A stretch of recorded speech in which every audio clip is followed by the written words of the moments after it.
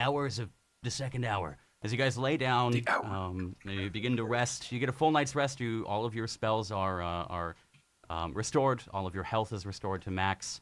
You get any of your bonus actions, whatever it might be. Your second wind, Jody, etc., etc., etc., etc. You guys awake. Jody, you don't sleep too well. You get a full night's or a full day's rest, I guess. But you don't sleep incredibly well. Despite the bed, you said there was like a nice bed and everything. It's like a decent. It's like a serving quarters bed. Like they don't get the greatest I'm not bed. able. I have a restless sleep, is what you're saying. It's the first bed you've really slept on in a while because the army cots aren't that good. But your sleep is restless. Your dreams are kind of clouded by cackling laughter, by warm and kind of like healing and kind, I want to say, like feelings and thoughts. But there's always this maniacal, just cackling laughter in the background. And as you all kind of wake up and rub your eyes, you can hear, the streets outside are kind of alive. You can hear the whole city is bustling now. And what do you guys want to do? You want to head over? Or do you want to prepare yourselves, rather?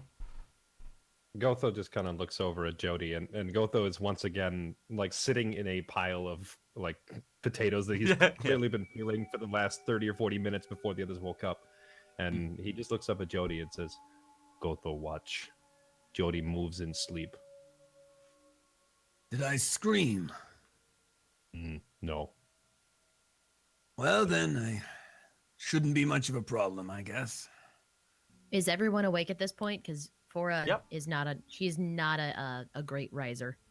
She's very, very slow. Yeah, in the morning. You're still kind of like sitting there trying to get everything under your eyes, kind of feeling the top of your horns, feeling that they're a little dull. Kind of. I guess I have to sharpen these again. Oh, sun is so bright. Yeah, and the sun is spilling in from the windows. There's the massive bay window. Can I close this? Is that okay? It's so bright. Is there like a large dresser or like a vanity cabinet nearby? Yeah, but there's curtains on the window. But there is like an armoire like next to the window kind of type deal. There's two of them on either side. Gotho kind of stands up and he lumbers over to the cabinet and he's just pushing it in front of the window.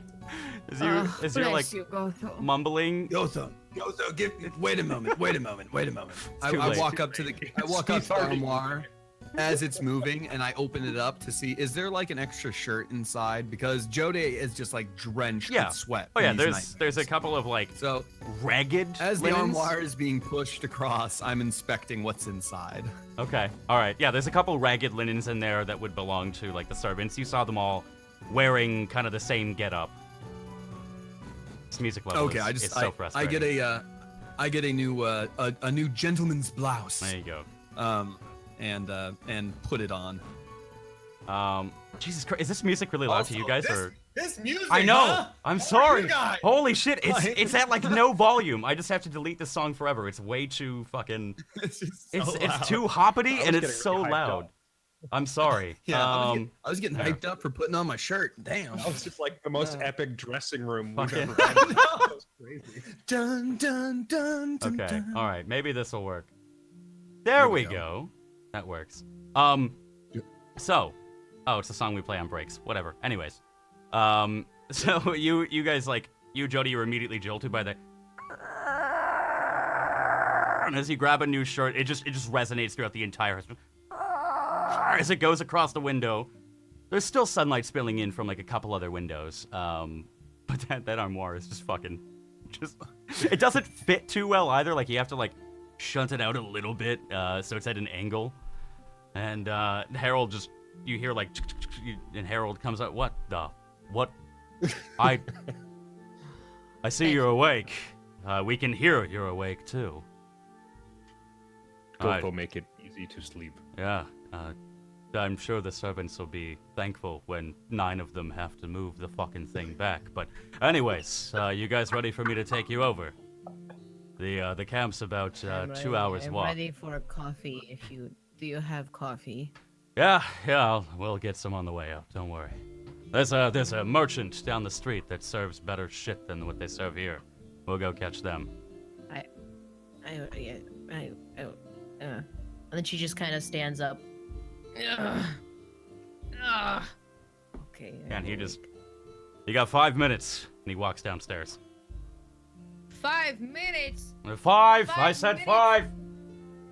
5 minutes to kick your ass, man. I heard that. Oh, I said okay. We'll be right down, sir. No response. So Jody, having taken this shirt out of the armoire, changes, and for the first time, I believe this would be for the first time, really just strips to the waist, and you guys can see how scarred his body is, and it looks like honestly like rotisserie chicken skin. Like it's just absolutely his entire torso up to the neck, and including most of his throat as well, is just completely shriveled and twisted to one side. And he is absolutely just drenched with sweat from these night terrors. So he strips to the waist, dries himself off as best he can, and then puts on a clean shirt that he just found. Not While trying to Jody draw is- attention to himself, but Yeah. we're all just standing in the same room. So Right. So while he's changing, Gotho just kind of like stands. He does the uncomfortably close stand like inside your personal bubble while you are changing, just to add to the uncomfortable factor. And then he just kind of he pokes you on the shoulder like with his index finger and says, "Did Jody touch a god?" I don't know what it was. Didn't look like a god that day. Felt like one. Hope to find out myself one day. Fora I has have- her head turned and she's not looking at him, but she's listening. I have the same questions as you do, I'm afraid, my friend. Okay. Gotho's like for the first time in a lot longer than a day or two, but like he kind of looks down at his own clothes and smells for a second, and then winces like, yeah, that's pretty bad. And then he actually just strips completely butt naked right in front of him, and then if there's like standing water or a water basin or something, he's just dunking his clothes in it. There's nothing. Oh, there's nothing. There's now no he's water. standing there awkwardly. Yeah, you're now just... he's standing there awkwardly naked with his clothes. Fora kind of turns back and goes, "Okay, I hope you have your clothes." Oh God! Oh, Gotho, please! And then she looks around again and she goes, "Huh."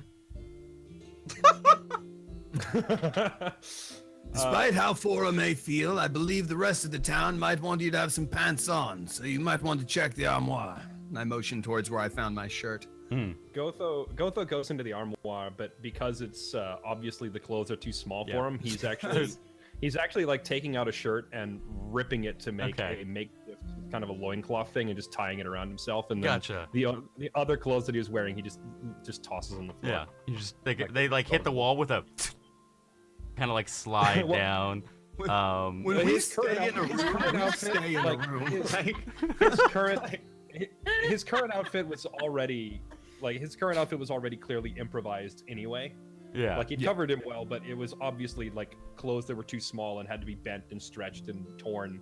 So he's like he's doing that again, like replacing it. You rip off like the arms of a couple shirts and like use them to tie something around like the crotch, and then like tie something around the waist, and another thing to cover the leg a little bit, and that's pretty much you got a half diaper of sagging clothes. He's successfully ruined about 6 outfits to do so.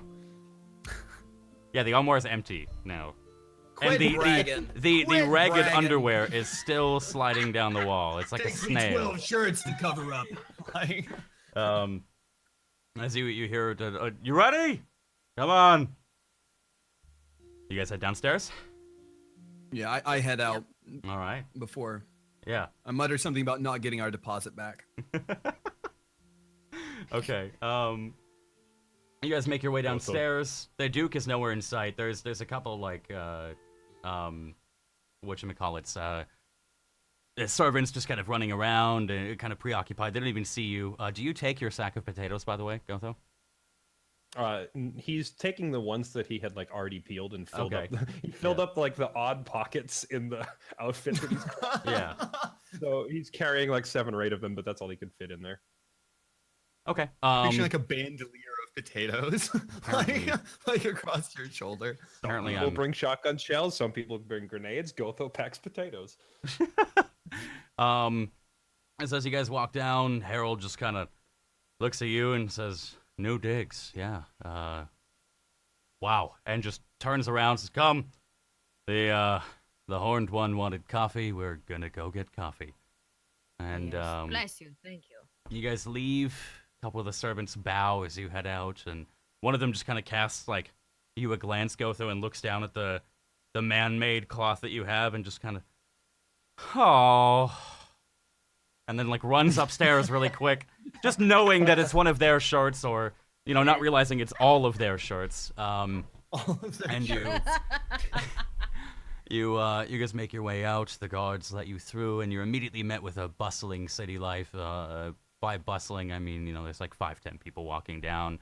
Donkey walks by with carts of goods from a salesman, and you can hear somewhere from like down near the court square, about like 100 feet away, you just hear like a ting, ting, over and over, as if like the blacksmith is at work. You guys don't go back towards the market square, but you take a left instead. The city's laid out like a circle, just for clarification. You pass some older-looking buildings, kind of parts falling off of them. Doors not exactly 100% on right or not fitting. It's not really the greatest part of the city. As you're walking down, It's still lived in. it's still lived in. Oh, there's still people. Okay. Yeah, it's not. There's no death or destruction. It's just not really the greatest. As you make it about 10ish minutes away from the castle. Walking along, you come to like what looks like a small like alley. And as you look down the alley, there's just people like everywhere. It's a whole like bustling market in this like 50 to 60 foot alley, with just kind of wares being sold and thrown and flung, and people just throwing coin. And one, you see one little boy, he tries to like steal a piece of fruit from another merchant. He quickly gets slapped across the face and thrown out of the alley really quickly by a bigger, burly-looking man. And Harold says, "Come, don't fuck up like he did, and don't touch anything. We're going to get coffee." And leads you down the alley. Gotho looks visibly displeased and stops walking when he sees this, like the slapping happening. Yeah. And he's actually like starting to walk that direction, like he's breaking off from the others and walking that way. Okay. Fora notices this and just goes, "Go to where are you going? We're going to get coffee. What are you doing?" Gotho going to slap someone. That's not a good idea, Gotho. We don't want to cause it. We don't want anybody to come over here and yell at us like last time. Okay. He turns around and comes back. All right. You guys make it down the alleyway. You pass a couple of like merchants selling one selling like potions that look like a murky red, almost like a healing potion that you've seen before in the 9th, but I'll take 3. improvised. Do you actually want to stop there and talk, or do you I want would to? love to stop there and talk to the guy who's selling potions. Yeah, That looked like they could heal. As you walk by and the merchant catches your eyes, please. Please, and he kind of like motions the potion a little bit closer to the edge, almost like falling. Motion of the potion, baby. Let's do this. All right. 10 silver per, please. Per what, and what do they do, my fine friend? They reinvigorate, rejuvenate, they make Everything. you feel good.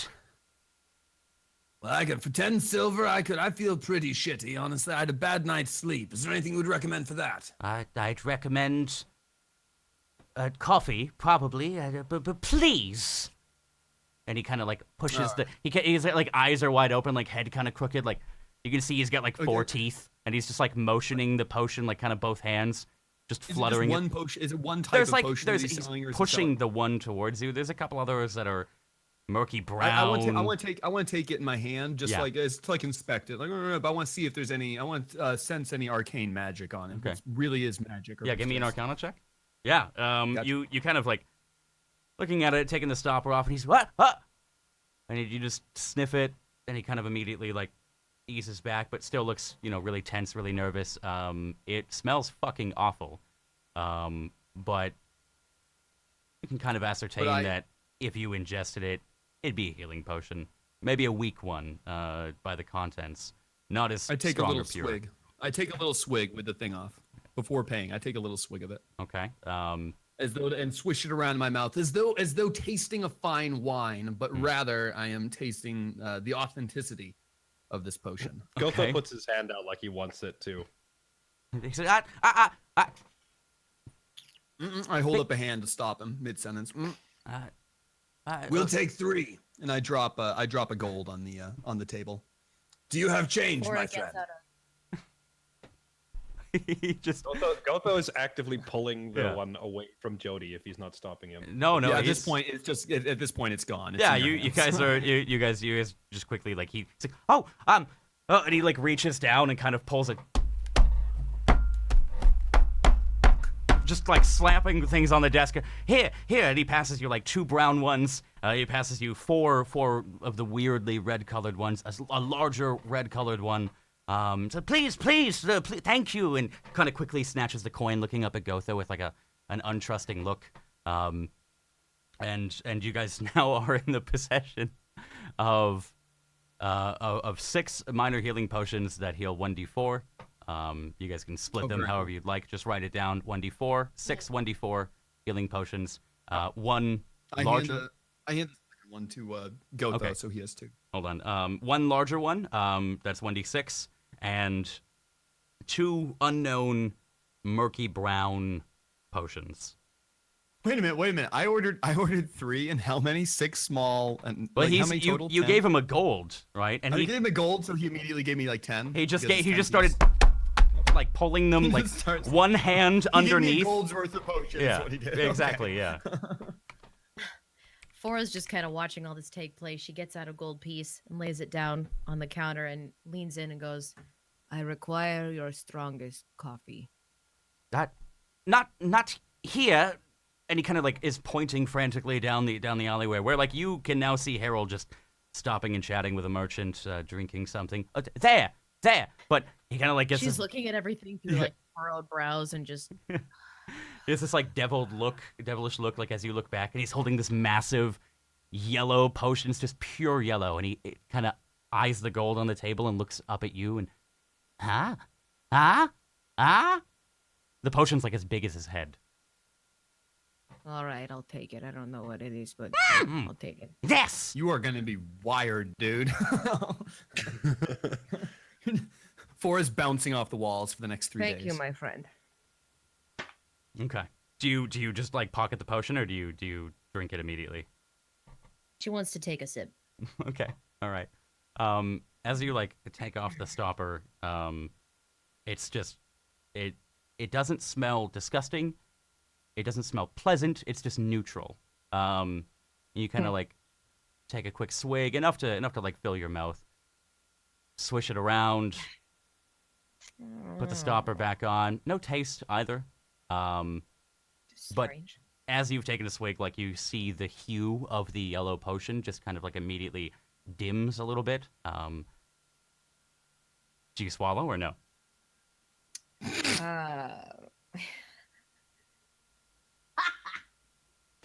Yeah, she does. Okay. As you swallow it, it burns as it goes down, but it's almost like taking a shot of like whiskey or tequila. Whew. He just starts, he looks at you like wide open. morning. Thank you. Wait. And Can you I guys do an see insight Fora. check to see if this guy's an evil motherfucker? Go ahead, give me an insight check. With the combination, while you're insight checking him, with the combination of Fora looking slightly startled and this guy starts laughing, Gotho's right hand just clamps around the guy's neck and pushes him back against the wall. And- Whoa. Hey, As you're speaking, Fora, as you're speaking, you whoa. And then you find you can't speak, and you've suddenly gotten shorter. The bottle, you hear it as it breaks, and bah. As you guys turn around, and where Fora once was, there is now a small sheep. You are. Yes, of course, she does a fucking better sheep than I do. So, The glass smashing, you just see the sheep batting. What do sheeps do? Do they bat? What's the bleat. I don't- They bleat. Thank you. They bleat. It's bleeding at you, looking up. Son of a bitch. Gotho at this point lifts the guy up off his feet and maintaining the pressure against the wall. He just puts his face like an inch from the guy's face and says, "Turn her back, or Gotho will break you." He's still choking, but he's.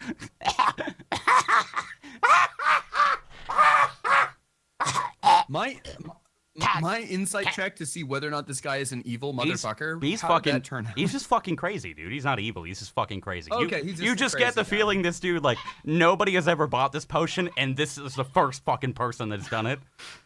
It's like the first guy to ever sit on a whoopee cushion. All right. Pretty much. Okay.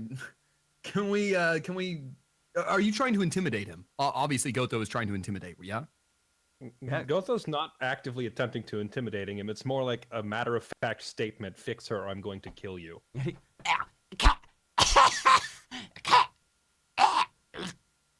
he's like pointing. Gotho releases enough pressure to let the guy speak. Do you release him like completely, or just like?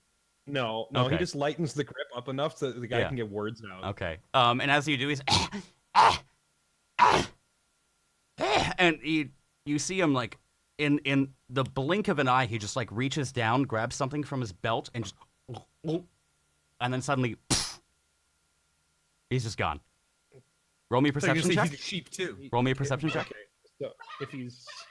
So he's turned invisible, but I can still feel him in my hand. No, roll me a perception check really quick. Yeah, your grip loosens, and as it loosens, like you're holding and squeezing, and your grip just suddenly collapses in on itself. There's nothing, but as you look at your hand, just a rat just falls onto the ground and quickly starts to scurry away behind the other. Okay, can I quickly try to step my foot down on its tail? Give me, I'd say just roll me a athletics check really quick. Okay. As you see him like starting to scurry away, just you bring down your foot and on the tail, you hear it like start to squeak and start to like flail underneath your foot. What do you want to do with it? I'm gonna reach down and like seize the rat in Gotho. How big is the rat? He's like the size of Jody's palm, like half of yeah. Gotho's gonna seize the rat and just like completely envelop it in his other hand and hold it up in front of him. Okay, Jody, what are you doing? I'm going to see if there's some sort of a container to hold the rat in the stall. I want to inspect this stall, basically. I want to inspect this guy's stall real quick and see what wares he has behind the, you know what I mean? I want to see what else is going on back Roll me an investigation check. With my limited amount of arcane knowledge. Are you doing an arcana check, or are you just looking for like a beaker to hold him in? I mean, just anything I would know. No, I want to try to figure out a way to get my friend so she's no longer a sheep, and maybe get this guy to not be a rat anymore. Well, I mean, he's always gonna be a rat. You dirty rat. But seriously. So roll me insight, or do you want arcana? Roll me an investigation check first. And while you do that, while you're rummaging through, you like hop over and knock a couple bottles off. You just see like hiss start to as the liquid is poured onto the cobblestones. One of them turns like the rug and the cobblestone completely black. And you start to rummage around. Gotho, what are you doing with the rat? So Gotho has the explorer's pack item in his inventory, which has like a torch and some rope and some other things in it. Yeah. So he just inverts the bag so that all of his random adventuring items just spill out on top of this guy's desk, and he throws the rat in the bag instead and cinches it shut. As you're like searching around, Jody, you feel like as something cascades down your back, and you look up to see like just objects falling out of this bag. Torch hits you in the head. A small like pan, a potato peeler like just barely misses your face as he's just throwing these things out of the bag. Your hand like clasps around something, and as you bring it out, you find an empty beaker, big enough to hold the rat that you just seen. You saw it as well. Now that Gotho's holding in his hand, and roll me an Arcana check.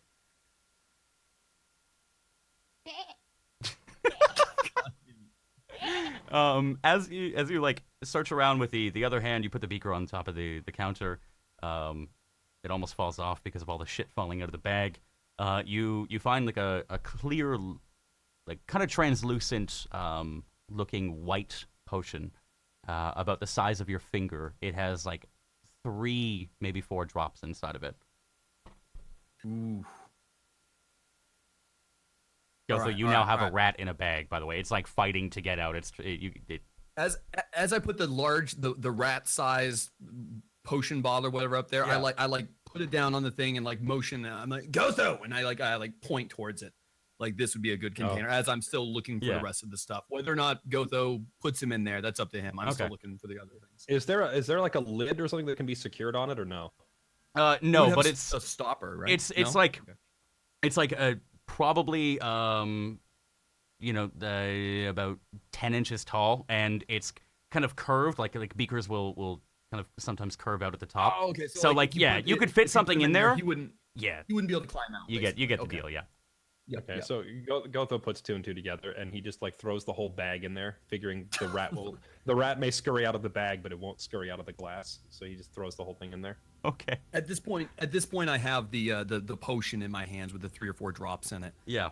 And I hold it up, and I look at it.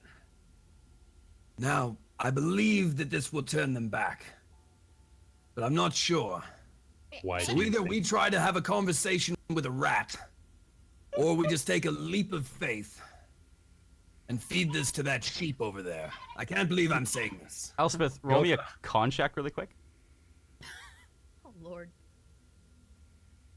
Con save or just con check? Just a con check. Okay. Keep going. Gotho at this point like turns around. Now that he's no longer wrestling a rat and he has a little bit of a second to... He has a few seconds to kind of process what's going on. He turns around and he crouches down and he just like takes his index finger and pokes it into the sheep's nose, like kind of verifying that it's real. Yeah. It just... Aura. That's still her then. Gotho Doesn't sound like her. Gotho will fix Fora.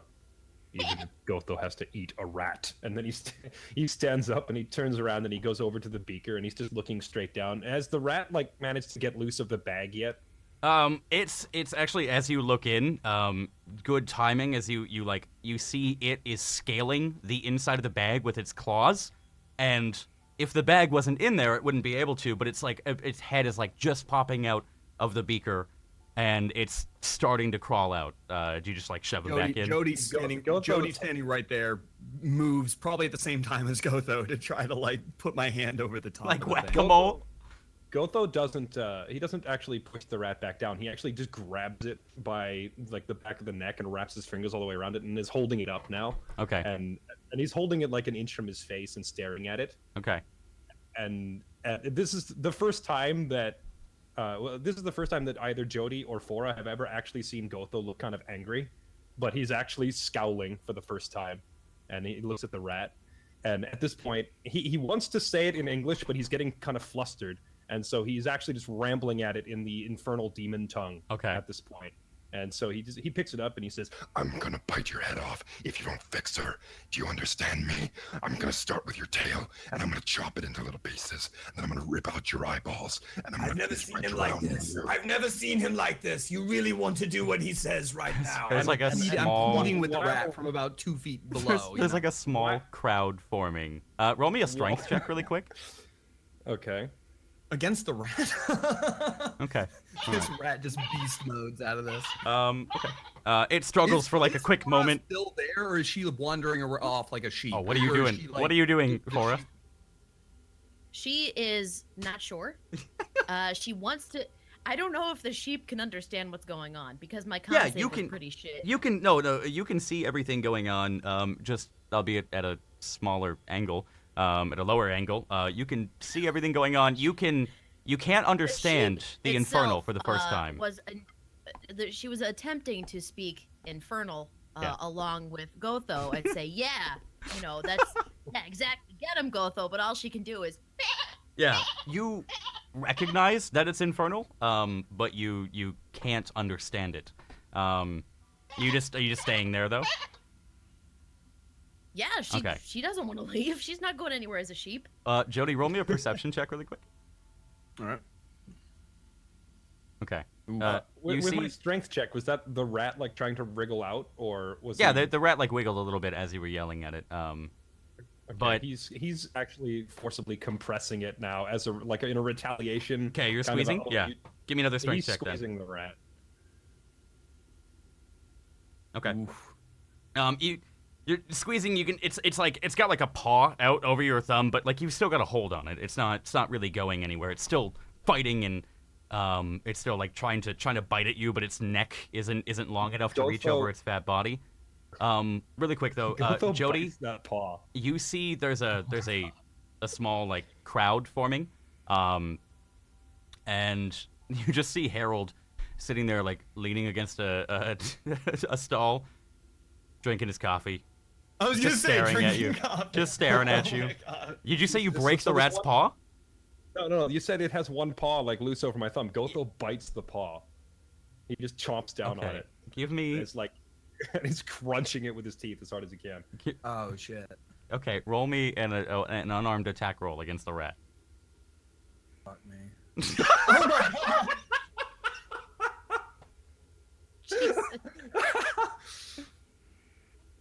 Oh my god. Oh my god.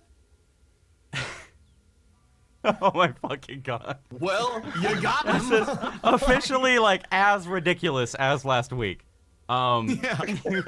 We're biting a rat. All right. Roll me damage. Yeah, you chomp down.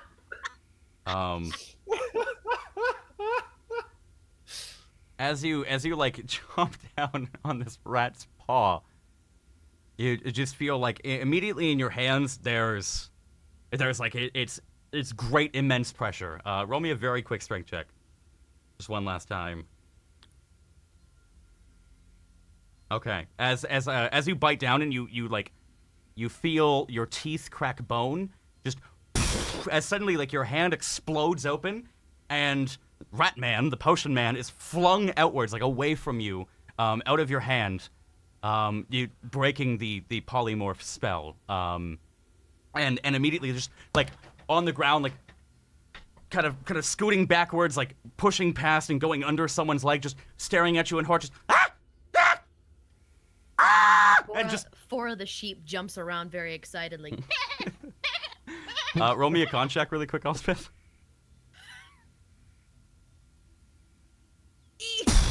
You immediately are like left kind of crawling on the floor, like kind of left on your side, but you guys just either see or hear the same sound a moment later as Forrest just immediately returned to her form. Nothing wrong. You are no longer a sheep. Are you all right then? I am fine now. Thank you. How embarrassing. Jody makes a move on Ratman. She whips out her sword Yeah. and just immediately goes over to this guy, puts the sword at his neck. As Give me one reason I shouldn't do this right now. you just. All right. Just hold on. This Harold like comes over, puts a hand on your shoulder. Just let him go. I'll. I'm sorry. This whole situation is so ridiculous. I believe he owes us at least 2 gold, my friend. And you see him. Yes. And he just like throws the pouch at you. You just quickly like catch it in your hand. The crowd like starts to disperse. He says, Please, don't worry, friend, or whatever you are. They won't. And he just looks at you, Fora, and looks at you, Jody. It's not the first time he's done something like this, but you are While in he's the talking, slums. Gotho grabs him. Like Gotho grabs the guy on the ground and like picks him up overhead, or attempts to. Okay. Seize him with both hands and pick him up straight above me. Okay, yeah, you reach down, he's, no! And you just, like, pick him up, and he's, Gotho, put him down. It looks like you, like, Fora kind of, like, out of the side of his eye, you know, like, as in saying help. What are you doing? What are you doing really quick, Gotho?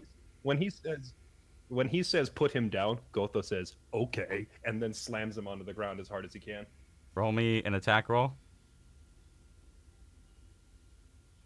Roll me damage. Okay, as you just boom, bring him down on the ground. You hear as you see his arm was like under him on the impact, and it just immediately hear as blood just slowly starts to like fill the floor, and Harold just all right, we're leaving. Jesus fuck, and he just like grabs the both of you and starts to like push you. The guy's still in the alleyway. Slowly like pushing you guys out of the alleyway. The whole like crowd starts to move out, like nobody really wanting a scene. Somebody's like packing up their stall really quick. And he just like Harold just pushing, turns to you for fucking have it, and just hands you like half of a mug of like cold coffee. Let's thank go. You. Leave. What I was looking for in the first place. Right now. Jesus Christ. Gotho, this is again a first, because Gotho just always has this blank stare expression, but as they're walking away, he's smiling. Jesus. Can Fora notice this smile? Roll me a perception check.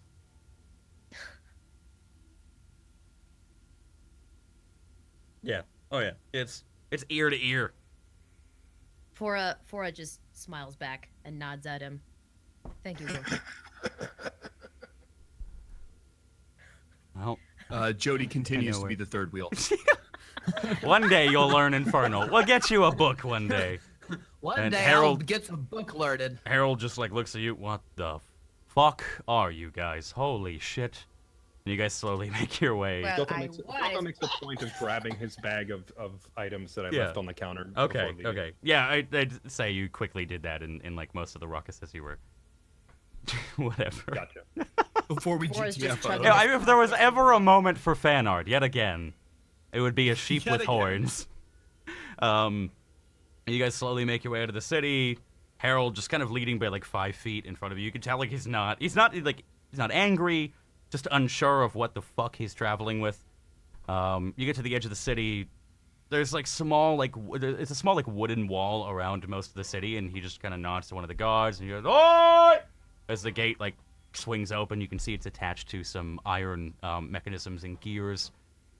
You guys walk through, and you're immediately met with an open plain ahead of you. And he says, "All right, it's a decent walk. We should be there not by nightfall, but we'll see. I don't know. How fast do you guys walk? I don't know, but I'm a quick walker. And you guys can see walks as quick as he needs to. Good. We're gonna need it. Let's get there before nightfall.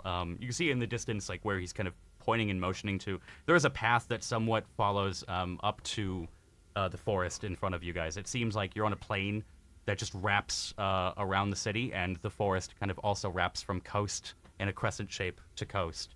The coast on your right, you start to tread down this path. I need you really quickly. You, Gotho, I need you to roll me a perception check. You, Jody, I need you to roll me an athletics check, and you for a perception check as well. Okay. As you guys are walking, you can see they're still keeping the coast on your right, still heading down this path. It looks like people have like walked down this previously to come in from the city to the refugee camp. That's where Harold has told you you're going. As you guys are walking, you hear Harold, "Watch out for that!" And you, Jody, as you like kind of roll your ankle, almost like stepping on a rock. yeah, it's all right. And you guys like gingerly step around it. You can see from where you are right now, where you're headed. There's a small like plume of smoke that indicates like a campfire. You would recognize it as a campfire, but it is kind of it kind of blends in with the sky. It's not like entirely black. But in the distance, you also see the campfire as well, Gotho. In the distance, you see a massive just swath of smoke kind of heading west over the coast. And it's just like a huge black pillar that kind of levels out where the clouds meet, and it's starting to travel down the coast from what you would imagine is a massive fire. And you guys walking, traveling. Harold makes a little light conversation. You guys don't share much discussion, though, and you finally come to a forest's edge. You guys make your way in. You see now where they've clearly tread to make the refugee path.